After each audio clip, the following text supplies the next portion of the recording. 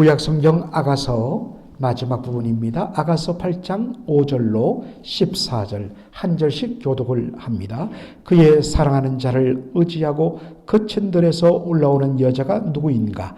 너로 말미암아 내 어머니가 고생한 곳, 너를 낳은 자가 애선 그곳 사과나무 아래에서 내가 너를 깨워노라.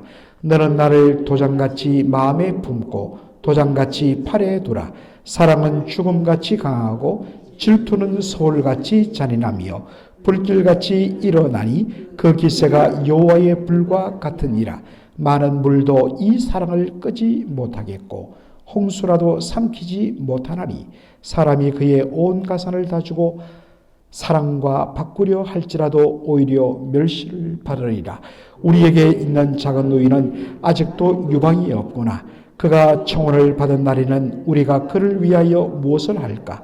그가 성벽이라면 우리는 언망대를 그 위에 세울 것이요 그가 문이라면 우리는 백향목 판자로 두르리라. 나는 성벽이요 내 유방은 망대 같으니 그러므로 나는 그가 보기에 화평을 얻은 자 같구나. 솔로몬이 바할 하몬에 포도원이 있어 지키는 자들에게 맡겨두고 그들로 각기 그 열매로 말미암아 은천을 바치게 하였구나. 솔로몬 너는 천을 얻겠고 열매를 지키는 자도 200을 얻으려니와 내게 속한 내 포도원은 내 앞에 있구나. 너 동산에 거주하는 자야 친구들이 내 소리에 귀를 기울이니 내가 듣게 하려무나. 내 사랑하는 자야 너는 빨리 달리라. 향기로운 산 위에 있는 노루와도 같고 어린 사슴과도 같아라. 아멘. 오늘 저는 아가서 마지막 본문을 중심으로 말씀을 전하고자 합니다. 이 아가서 마지막 8장 6절에 있는 이 말씀 참 많이 인용됩니다. 사랑은 죽음같이 강하고 질투는 소울같이 잔인하며 불길같이 일어나니 그 기세가 여호와의 불과 같으니라. 정말 부부사랑의 그 뜨거움과 영원함을 그렇게 기가 막히게 묘사한 말씀입니다.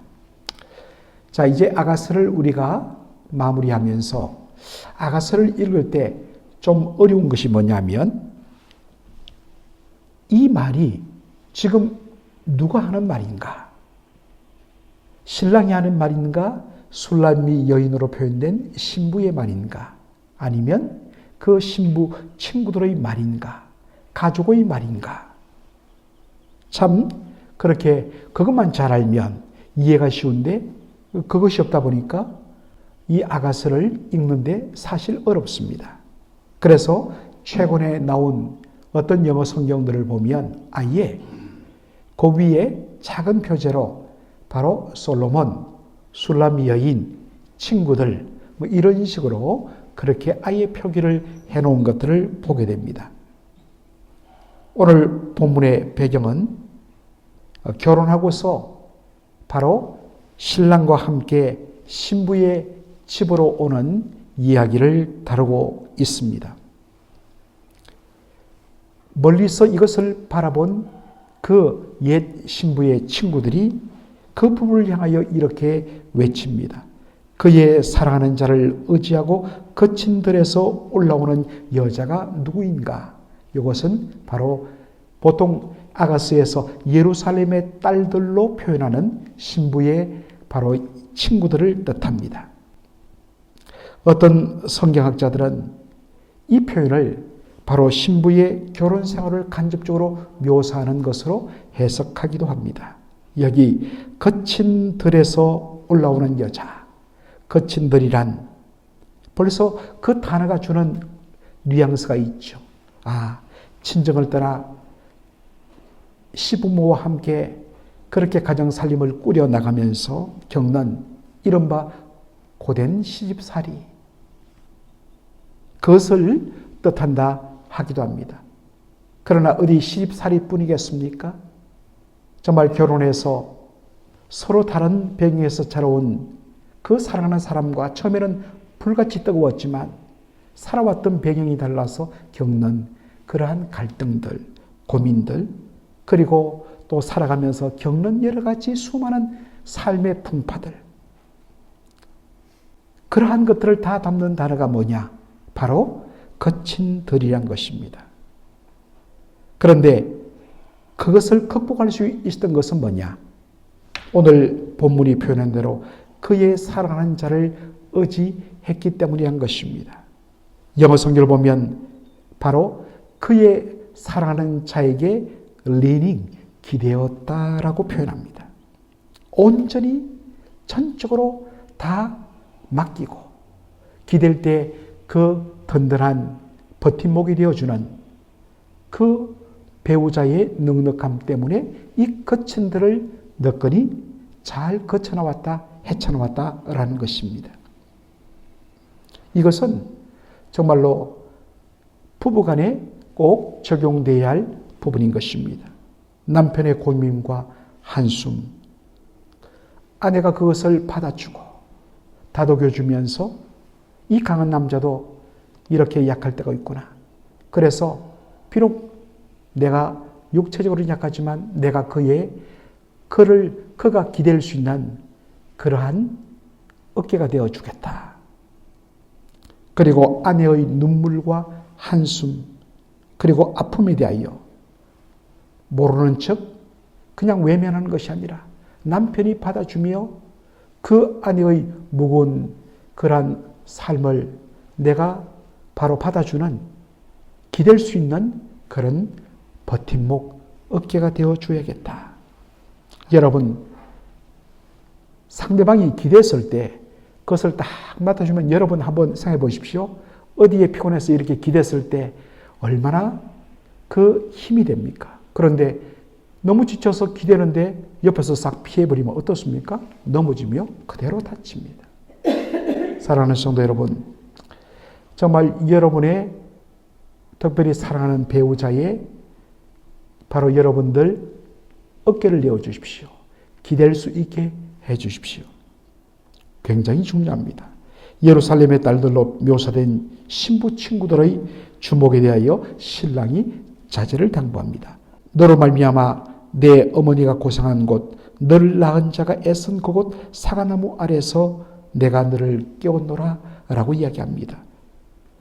이 말은 친정 어머니의 집에 가서 푹 쉴 수 있도록 그렇게 배려를 부탁하는 말입니다.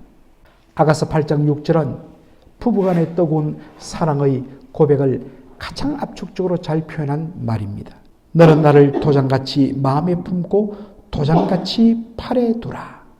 여러분, 이 도장이란 것, 지금도 요즘에는 도장을 거의 쓰지 않습니다만 한국은 지금도 인감도장 이렇게 말하죠. 어떤 재산 처분이나 우리가 아파트라든지 부동산을 바로 처분할 때 항상 인감도장 그것을 찍어야 된다. 아직도 한국은 그런 부분들이 통용됩니다. 도장이란 것은 바로 내가 이 도장을 찍었다는 건 뭡니까? 내가 어떠한 물건에 도장을 찍었다는 것은 이건 내 거다, 나의 소유다 라는 표시입니다. 소유권의 표시가 바로 도장입니다. 보통 도장은 당시에 바로 도장을 줄에 그렇게 걸어서 목에 그렇게 걸어서 보관을 합니다. 그러다 보니까 줄에다가 도장을 묶고 목에다가 걸치다 보니까 도장이 바로 품 속에 들어가는 것입니다. 바로 그 표현입니다. 때로 반지에 도장을 새겨서 손가락에 끼우기도 합니다. 이것을 표현한 말이 도장같이 팔에 두라라는 말입니다. 도장을 품에 두고 도장을 손에 그렇게 둔다는 이 표현은 바로 사랑하는 내 배우자는 바로 내 소유라라는 말입니다. 그래서 고린도전서 7장에 보면 바울이 이야기하죠. 특별히 고린도 교회에 참 성령 운동이 일어나면서 신령한 은혜를 경험한 여인들 중에 일부가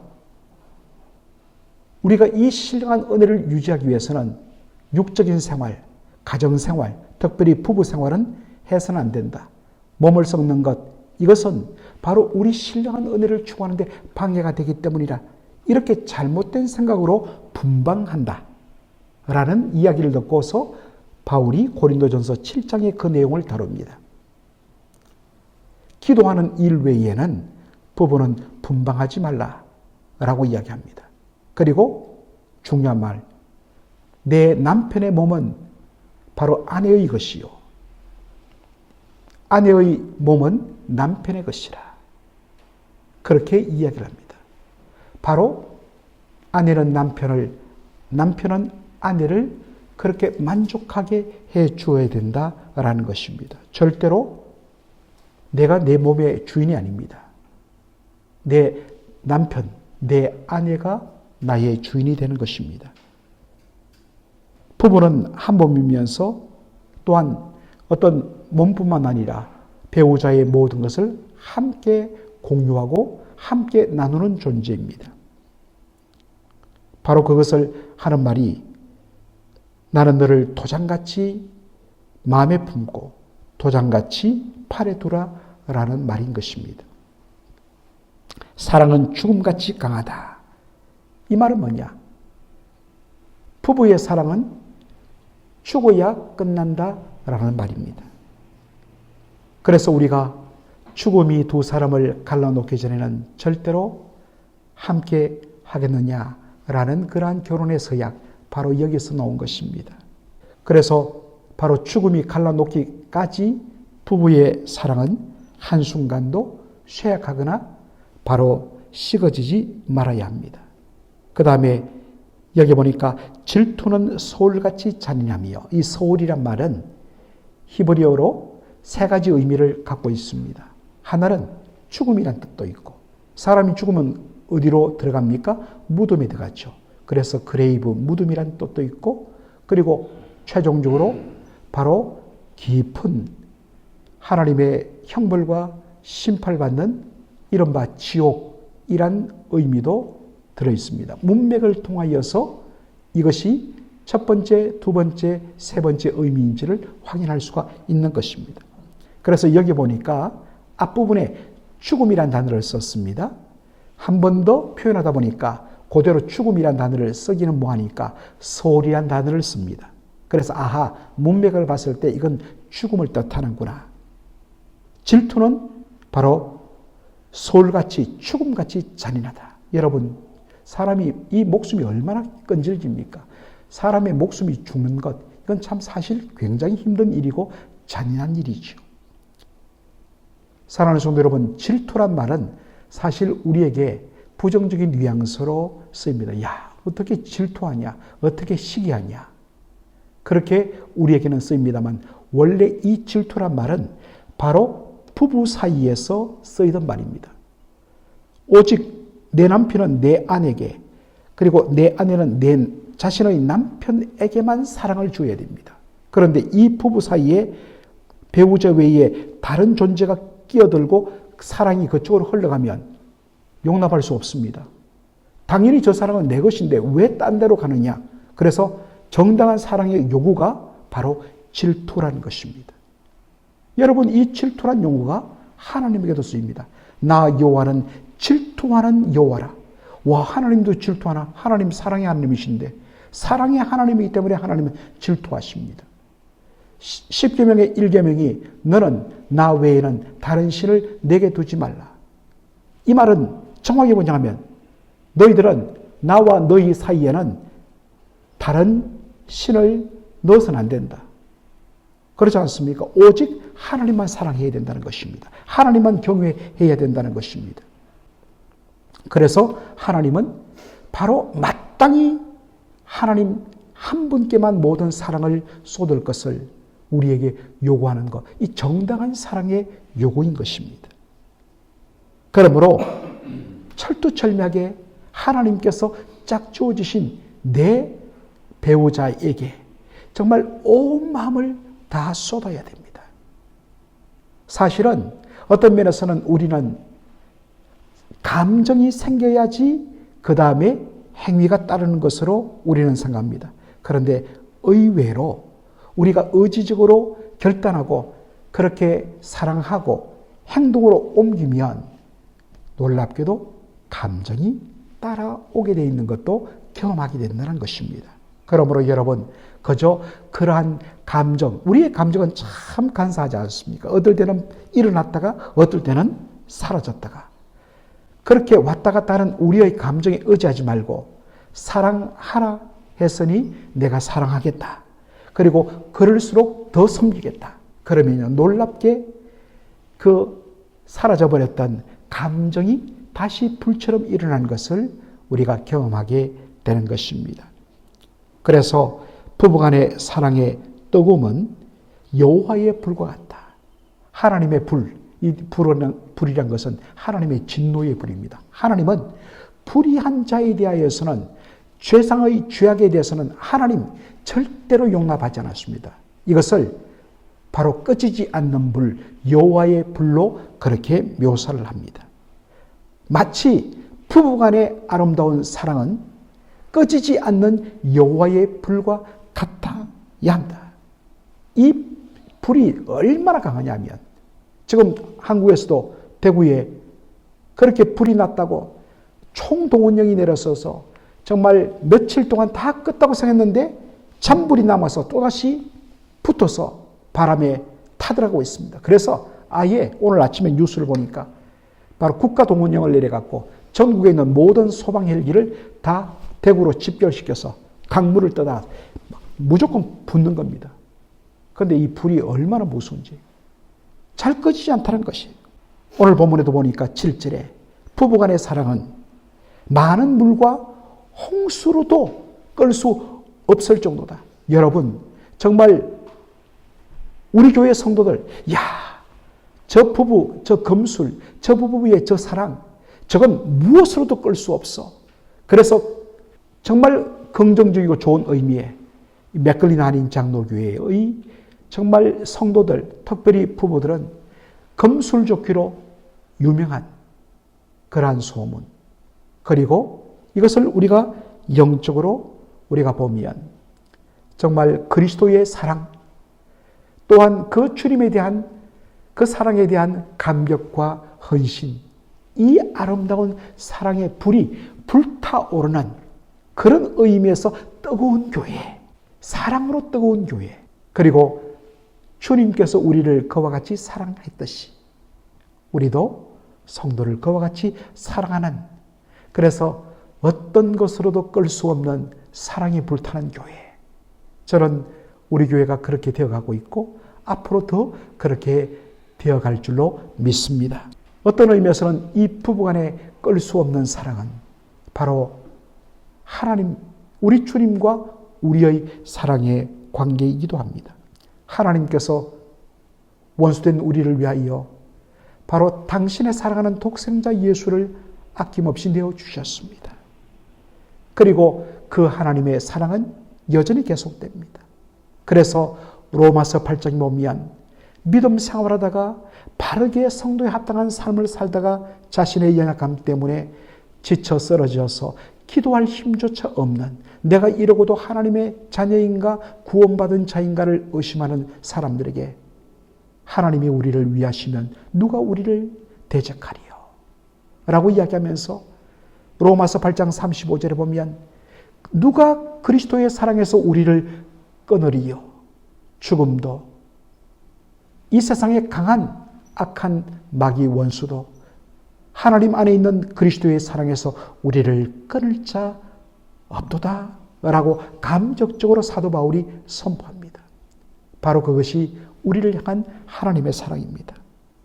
여기 보니까 그 사랑의 크기가 얼마나 큰지, 온 집안의 모든 재산을 다 주고도 사랑과 바꾸려 한다면 사람들이 오히려 에게 그것으로 그 사랑을 살 수 있어? 라고 사람들이 조롱하고 멸시할 정도. 이것이 바로 하나님께서 당신의 아들의 목숨을 내어주시며 값을 지불하고 우리를 사랑하는 그 사랑이란 것입니다. 그 사랑을 받았다면 우리도 마땅히 그렇게 사랑하는 것이 옳지 않겠습니까? 정말 그 독생자의 목숨값에 걸맞는 가치 있는 삶을 살아가시는 저와 여러분 되기를 주의 이름으로 축원합니다. 아멘. 아버지 하나님, 은혜와 사랑을 감사드립니다. 오늘 우리 주님께서 이 아가서 마지막 말씀을 가지고 함께 은혜를 나누면서 아버지 하나님, 정말 우리 부부의 관계가 어떠해야 함을 1차적으로 깨닫게 하여 주신 것 감사합니다. 아버지 하나님, 정말로 문자 그대로 죽음같이 강한 어떠한 것으로도 끌 수 없는 그러한 사랑이 우리 부부간에 그리고 우리 가족 간에 일어날 수 있도록 도와주시옵소서. 아버지 하나님, 무엇보다 내 배우자에게 기댈 수 있는 어깨가 되어주는, 그래서 내 어깨를 내어주는 상대방을 향한 사랑과 존경과 그리고 연민과 그리고 긍휼히 여기는 그러한 심령, 얼마나 힘들까, 얼마나 피곤할까, 얼마나 지쳤을까. 내가 어깨가 되어주리라. 하나님, 그러한 심령으로 배우자를 향하여 따뜻한 미소로, 따뜻한 시선으로 바라보는 저희들 되게 하여 주옵소서. 정말 우리 맥클린에 속한 모든 성도의 가정들, 얼마나 부부간에 애틋하고 그 사랑이 불처럼 일어나는지, 정말 그 무엇으로도 끌 수 없는 그러한 뜨거운 사랑과 그러한 아름다움이 불타오르는 우리 교회 성도들 가정되게 하여 주옵소서. 아버지 하나님, 독생자 예수 그리스도를 우리를 위하여 당신의 가장 소중한 것까지 다 내어주시면서 우리를 사신 그 하나님의 놀라운 사랑, 그러기에 그리스도 예수 안에 있는 하나님의 사랑에서 우리를 끊을 자가 없다는 이 사실, 아버지 하나님, 바로 우리가 그러한 존재라는 사실, 그래서 어떠한 어려움에서도 우리는 결코 넘어질 수가 없고 버림받지 못하고 주께서 끝까지 책임주신다는 이 사실 앞에서 감사하면서 이제 우리도 그와 같은 마음으로 우리 주님을 사랑하겠다고 결단하는 저희들 되게 하여 주시옵소서. 또 이제 내일이면 우리 교회에 비전 트립을 떠나는 귀한 우리 장로님들, 권사님들 계십니다. 주여, 그 발걸음 축복하여 주시고 주께서 안전하게 하시며 은혜롭게 하시며 풍성케 하시며 그리고 즐거움이 가득한 행복한 쉼이 될 수 있도록 축복하여 주시옵소서. 예수님의 이름으로 기도하옵나이다. 아멘.